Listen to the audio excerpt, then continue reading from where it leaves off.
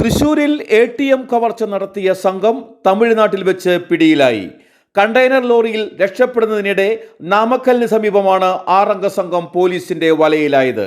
പ്രതികളെ പിടികൂടുന്നതിനിടെ ഉണ്ടായ ഏറ്റുമുട്ടലിൽ പ്രതികളിൽ ഒരാൾ പോലീസിന്റെ വെടിയേറ്റ് മരിച്ചു. ഒരു പോലീസുകാരനും പരിക്കേറ്റു.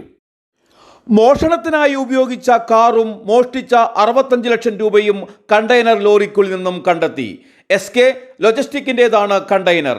ലോറി മറ്റൊരു വാഹനത്തിൽ ഇടിച്ചതാണ് പ്രതികളെ കുടുക്കിയത്. അപകടശേഷം ലോറി പോലീസ് നിരീക്ഷണത്തിലായിരുന്നു. പിന്നീട് തമിഴ്നാട് പോലീസ് കണ്ടെയ്നർ വളഞ്ഞിട്ട് പ്രതികളെ പിടികൂടുകയായിരുന്നു. അതിനിടെയാണ് വെടിവെപ്പുണ്ടായതെന്നാണ് തമിഴ്നാട് പോലീസിൽ നിന്ന് ലഭിക്കുന്ന വിവരം. വെള്ളിയാഴ്ച പുലർച്ചെ നടന്ന കവർച്ചയിൽ തൃശൂരിൽ 3 ATMകളിൽ നിന്ന് 65 ലക്ഷം രൂപയോളമാണ് നഷ്ടമായത്. ഷൊർണൂർ റോഡ്, മാപ്രാണം, കോലഴി എന്നിവിടങ്ങളിലെ ATMകളിൽ നിന്നാണ് പണം മോഷ്ടിച്ചത്.